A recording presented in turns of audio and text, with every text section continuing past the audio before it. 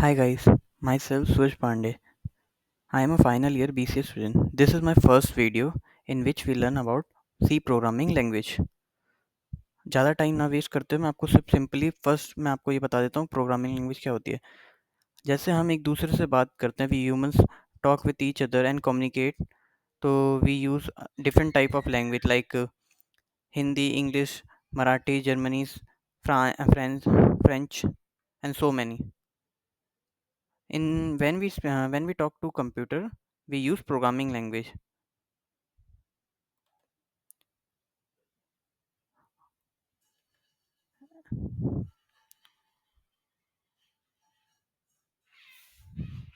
आपको तो उसको हम अपनी लैंग्वेज में तो चीज़ें समझा नहीं सकते, तो हम बाकी चीज़ों का प्रोग्रामिंग लैंग्वेज का यूज़ करते हैं जिससे हम उसे समझा सकें. हम अगर सी लैंग्वेज की बात करें तो C language first C language बनी थी ATS and TS Bell Lab of USA में 1972 में. इसको डेवलप किया था और डिज़ाइन किया था डेनिस रिची ने, जो वहाँ वर्क करते थे. और C language mother of all language है बिकॉज इसके बिना आप कोई भी वैसे दूसरी लैंग्वेज नहीं पढ़ सकते, क्योंकि मेजर ऑफ चीज़ों में सी लैंग्वेज का major of creation of all language में सी लैंग्वेज का यूज़ हुआ है. Just like our operating system window and Linux also written in C language. तो ज़्यादा टाइम वेस्ट ना करते हुए मैं आपको फर्स्ट ऑफ ऑल, आपके यहाँ अगर VS कोड है तो विजुअल स्टूडियो कोड या आपके पास कोई भी टेक्स्ट एडिटर, आप उसे ओपन कर लेना. मैं आपको अपना यहाँ पे मैंने एक मास्टर डॉट सी करके फाइल बनाई है जिसके अंदर मैंने अपना हम कोड लिखेंगे. तो फर्स्ट ऑफ ऑल राइट, अगर आपको VS कोड में फाइल नहीं बनानी आती तो मैं आपको फाइल बता देता हूँ कि आपको कहाँ से बनानी है. यहाँ पे जाना है, यहाँ पे इस पर टैप करना है, ये आपकी एक न्यू फाइल बना देगा अगर आपको न्यू फाइल बनानी है. मुझे नहीं बनानी क्योंकि मेरे पे ऑलरेडी एक फाइल है, तो हम इसे ऐसे कर देंगे.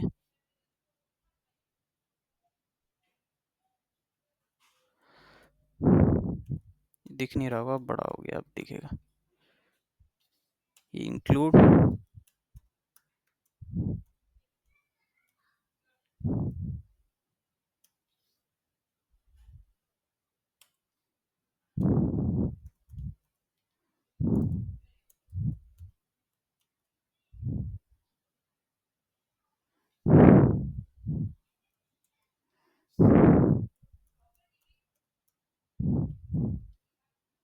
मैं आपको पहले लिख के दिखा रहा हूँ क्या मैं लिख रहा हूँ. अभी आपको समझ नहीं आ रहा होगा, बट मैं अभी आपको ये एक्सप्लेन कर दूंगा ये क्या है.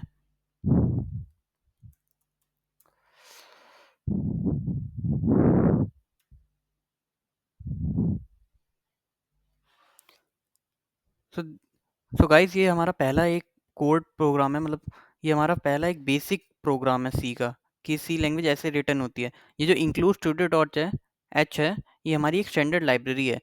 ये ऑलरेडी इस लाइब्रेरी के अंदर एक कोड, बहुत सारे कोड्स लिखे गए हैं. हमें क्या है कि ये प्रिंट एफ, ये सब चीज़ें, ये सब इसे कंपाइलर को कैसे पता है, क्योंकि वो देखिए यहाँ पे वैसे समझा भी रहा है. ये इसके थ्रू, मतलब लाइब्रेरी के थ्रू ये पहले से डिफाइन है. हम कुछ भी चीज़ कभी भी लिखनी होती है तो पहले हमें उसकी डेफिनेशन पता होती है, समझनी होती है, तो उसकी डेफिनेशन नीडेड होती है. तो वैसे ही जब आप प्रोग्रामिंग लैंग्वेज में आते हो तो इसमें भी पहले आपको डिफाइन करना होगा, फिर ही कंपाइलर उसका मतलब समझेगा. कंपाइलर कंपाइलर मैं कर रहा हूँ, आपको मुझे लग रहा होगा आपको कंपाइलर का मतलब नहीं पता होगा, तो मैं आपको बता देता हूँ. कंपाइलर एक तरीका होता है, जो हम प्रोग्राम लिखते हैं वो सारे हम ये इस लैंग्वेज में लिखते हैं, एक इंग्लिश टाइप की लैंग्वेज में लिखते हैं. इसको कन्वर्ट करता है क्योंकि कंप्यूटर तो इसको अपनी लैंग्वेज में कन्वर्ट कर लेता है, तो उसके लिए कंपाइलर का यूज़ होता है. एक ट्रांसलेटर होता है कंपाइलर, आप ऐसे समझ सकते हो कि वो हमारे सोर्स प्रोग्राम को कोड प्रोग्राम में कन्वर्ट करता है. ये हमारे इस प्रोग्राम को बाइनरी फॉर्म में कन्वर्ट कर देता है, 0 1 की फॉर्म में. ये हमारा पहला प्रोग्राम है, इसे ऐसे लिखते हैं इंक्लूड स्टूडियो डॉट एच, एक हमारी लाइब्रेरी है. फिर इंट मेन, फिर इसके अंदर प्रिंट एफ, और प्रिंट एफ के अंदर आपको जो भी प्रिंट कराना हो टर्मिनल में वो यहाँ पे आप लिख सकते हो. सेमी कॉलन मस्ट नीडेड होता है इसमें, क्योंकि बिना उसके ये आपकी रन नहीं करेगी, ये एरर दिखाएगा. अब मैं आपको इसे रन करके दिखा देता हूँ.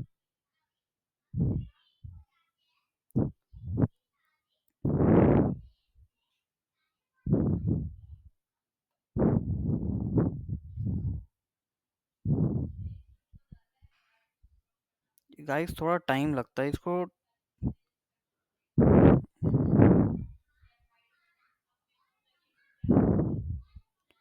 ये देखिए गाइस, यहाँ पे जब भी आप इसे रन करोगे तो ये मास्टर डॉट ई एक्स करके एक फाइल ऑटोमेटिकली जनरेट कर देगा। ठीक है, स्पीच लर्निंग, ये मेरा लर्निंग का मैंने फोल्डर बना रखा है जिसके अंदर ये मैंने मास्टर डॉट सी एक फाइल बनाई है। कंपाइल हो गया ना, अब यहाँ पे प्रिंट आएगा।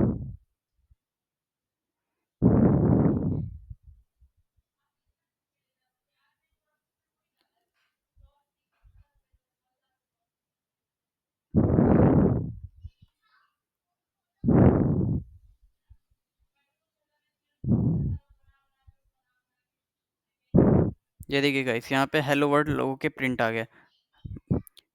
मेरा थोड़ा सिस्टम में थोड़ा सा स्लो है क्योंकि मैंने कुछ टैब्स खोल रखे हैं, मैं उन्हें क्लोज कर देता हूँ, फिर वो अपने आप ही अब बेटर वर्क करेगा, क्योंकि वो टैब्स खुले थे ना गाइस, तो इस वजह से वो थोड़ा सा वो हो रहा था। तो देखिए ये हमारा पहला कोड है। अब मैं आपको कुछ डेटा टाइप्स के बारे में बता देता हूँ, जो मेजॉरिटी ऑफ हमें वैसे भी सी प्रोग्रामिंग इसलिए भी पढ़नी चाहिए क्योंकि जब तक हमें सी नहीं आएगी तब तक हम जावा और पाइथन पे मूव नहीं कर सकते, क्योंकि सी एक बेसिक लैंग्वेज है और मदर ऑफ ऑल लैंग्वेज है। जब तक इसमें जो जितनी चीज़ें हैं वो आपकी बाकी लैंग्वेज में यूज़ है। डेटा टाइप्स की बात करनी है, डेटा टाइप्स की बात कर लीजिए। यहाँ तक कि जब आप सी कर लेंगे तो सी प्लस प्लस उससे बहुत हद तक सिमिलर है, बस उसमें ऑब्जेक्ट और ओपी का एक नया कंसेप्ट आता है, बट आप कोड उसको वैसे लिख सकते हैं। और जावा के कोड मेजरली सी की सिंटेक्स जितने भी हैं सारे कॉपी हैं, इफ एल्स सारे जितने भी कंट्रोल स्टेटमेंट है सारी की सारी सेम है। तो आपको ये आप वहाँ से भी कर सकते हो, अगर आपको ये आती है सी तो आपको ज़्यादा, अगर आप मूव करोगे आगे किसी लैंग्वेज में तो आपको ईजी पड़ेगा, आप किसी भी लैंग्वेज को और इजीली अंडरस्टैंड कर सकते हो, समझ सकते हो। अगर हम डेटा टाइप की बात करें तो data type primitive data type होते हैं और एक होते हैं हमारे बाकी जो नॉन प्रिमिटिव होते हैं, वो उसके अंदर सारे के सारे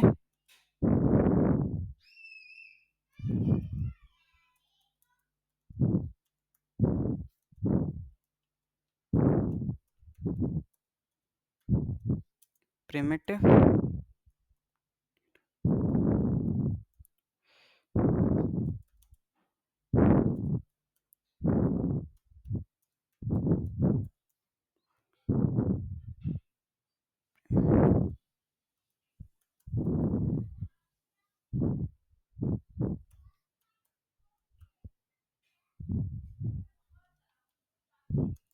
non primitive data type, primitive data type वो वाले होते हैं।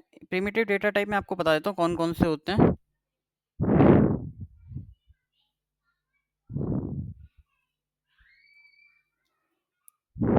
Int, float, char,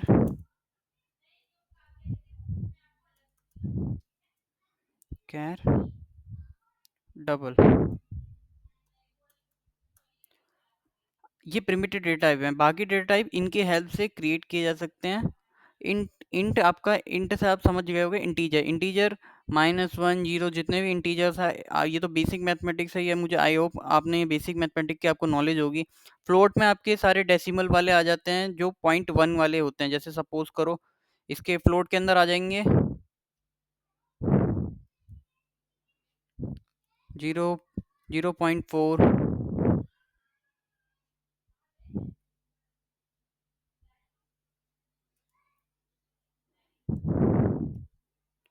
0.5, what is the problem,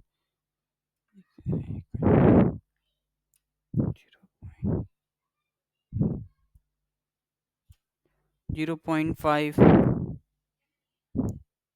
जो वन प्लेसेस डेसिमल मतलब एक पॉइंट हो, और डबल के अंदर आ जाता है जैसे कि 0.87, टू प्लेसेस हो या दो से ज़्यादा हो, बट फ्लोट में 0.1 मतलब वन प्लेसेस तक डेसिमल प्रिसिशन होता है।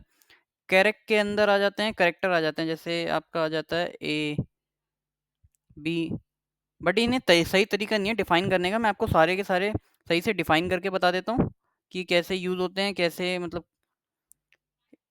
इनको आप जब डिफाइन करोगे प्रोग्राम के साथ तो ये कैसे रन करेंगे। पहले मैं आपको इंटीजर के साथ बता देता हूँ। तो आपके लिए वो हो जाएगा, आसानी पड़ जाएगी।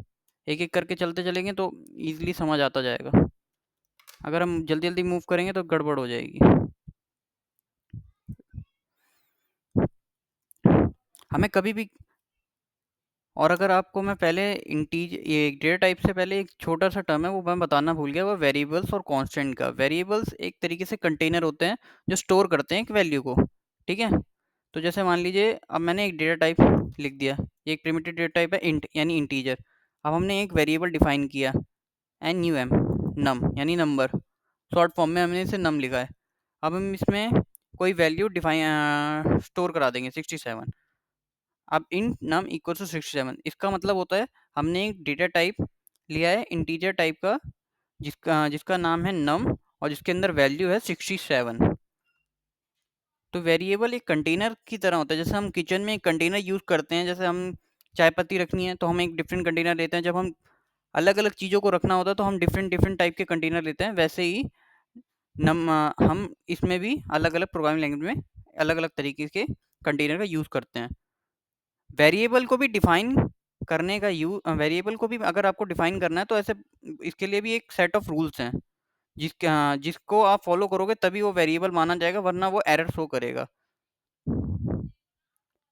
वेरिएबल्स के स्टार्टिंग में आप कोई भी नंबर, कोई भी वैसे कुछ नहीं रख सकते, कोई नंबर नहीं ले सकते। जैसे ये, तो ये गलत हो जाएगा। आप ये नहीं लोगे तो एरर देखो रेड शो होने लग गया ना, आपको ये नहीं लेना। अंडरस्कोर आप फिर भी एक तरीके से ले सकते हो, ये वैलिड माना जाएगा।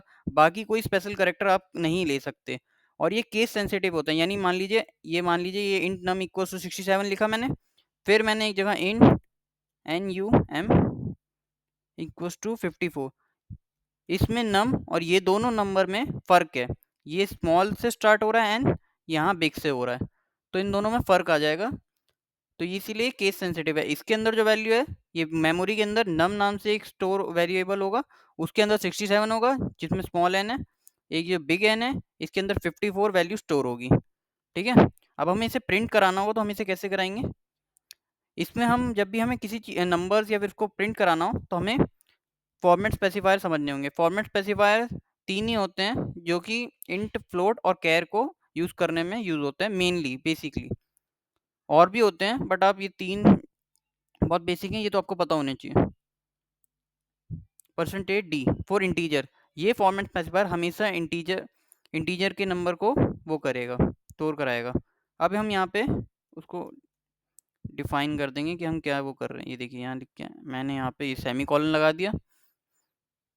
अब हमारे प्रोग्राम पूरा रन होने के उसमें, अब हम इसे रन करेंगे।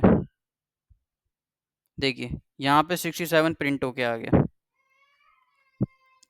अब सेम हम फ्लोट के लिए कर लेते हैं। मैं आपको एक फ्लोट का बना के दिखा देता हूँ। फ्लोट वैल्यू करके मैंने एक वेरिएबल बनाया, इसके अंदर हमने वैल्यू डाल दी 7.8, सेमी कॉलन लगा दिया। अब हमें इसे प्रिंट कराना है, प्रिंट एफ करेंगे हम। प्रिंट एफ हमेशा किसी भी चीज़ को प्रिंट कराना हो आपको प्रिंट एफ का यूज़ करना है।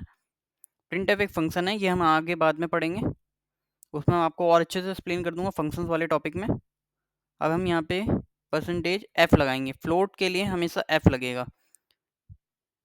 देखिए इंटीजर के लिए तो डी लगता है, थोड़ा सा वो हो जाता है, लेकिन फ्लोट के लिए एफ से आप ये वाला याद कर सकते हैं कि परसेंटेज एफ लगेगा। यहाँ पे लगाइए और फिर वो लिख दीजिए हमें जो वो करवाना है प्रिंट, वेरिएबल का नाम लिख दीजिए। और यहाँ पे सेमी कॉलन लगाना मत भूलिए, वरना ये एरर देगा। अगर मान लीजिए छोटा सा सेमी कॉलन मैं आपको हटा के देखता हूँ, दिखाता हूँ। ये देखिए एरर दिखा रहा है कि यहाँ पे सेमी कॉलन मिसिंग है। जब आप यहाँ पे ये लगा देंगे उसके बाद आप रन करेंगे तो देखिए 677, ये 67 आपकी पहले की वैल्यू है और 7.800 ये आपकी फ्लोट की वैल्यू है। ये दोनों मिक्स होके आई है। हमें एक और चीज़ मैं आपको बता दे रहा हूँ इसी में ही, अगर हमें लाइन का अलग लाइन में रिटर्न कराना होता है तो हमें इसी के अंदर आप इसको ऐसे करके लिख सकते हो एन। अब आपने इसे ऐसे करके लिख दिया, बट इसे यहाँ मत लगाइए, इसे यहाँ लगाइए, वरना वो नेक्स्ट लाइन नीचे की साइड होगी। एन का मतलब होता है नेक्स्ट लाइन। ये एक एस्केप सीक्वेंस है। ऐसे 4-5 एस्केप सीक्वेंस है जो आपको मैं पढ़ाऊंगा। मेन ये एन वाला आप याद कर लीजिए अभी, क्योंकि ये काम आता है। देखिए अब 67 अलग एक लाइन में है, 7.800 अलग लाइन में है। ये इंट फ्लोट का हो गया। अब मैं आपको कैर और डबल का भी बता दे रहा हूँ। कैर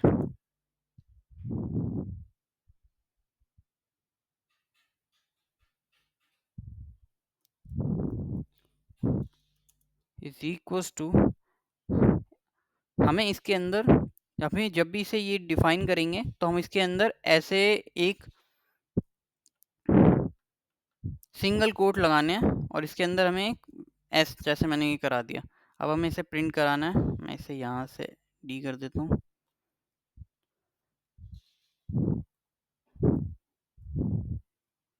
और करेक्टर के लिए सी आता है, तो आप इससे भी आसानी से आपको याद हो जाएगा। अब हमें यहाँ पे हमेशा याद रखना है कि यहाँ पे वही वैल्यू, वेरिएबल की स्टोर, वेरिएबल का नाम स्टोर कराना जिसके अंदर वैल्यू स्टोर हो। जैसे इसमें तो एस की वैल्यू वर्ड में है, तो वर्ड यहाँ से आप लेंगे और आप इसे रन कराएंगे।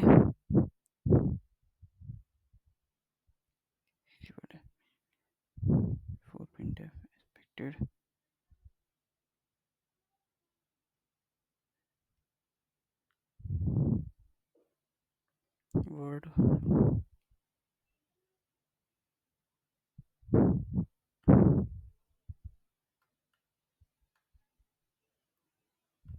यहाँ पे एक सेमीकोलन मिस हो गया ना, देखिएगा इस एक सेमीकोलन की वजह से कितना वो हो जाता है। यहाँ पे सेमीकोलन हटाया तो यहाँ पे एक एरर आ गया। अब देखिए यहाँ पे एस पे प्रिंट हो गया, आ गया आपका। ये आपके मेन 3 है। चौथे वाले में आपका डबल है। डबल में भी सेम यही होता है, 7.89 करके आप उसको प्रिंट करा सकते हैं। उसमें मैंने आपको बता दिया कि प्रोग्रामिंग लैंग्वेज क्या होती है, और आपको मैंने ये समझा दिया कि इनपुट कैसे, क्या बोलते हैं, कैसे कि मैंने आपको इसमें 2 नंबर को ऐड करने के लिए एक प्रोग्राम बता दिया कि कैसे करना है। अभी तो गाइस मैंने स्टार्ट किया है, धीरे-धीरे हम लोग आगे-आगे बढ़ेंगे और अपना और भी टॉपिक्स कंप्लीट करेंगे।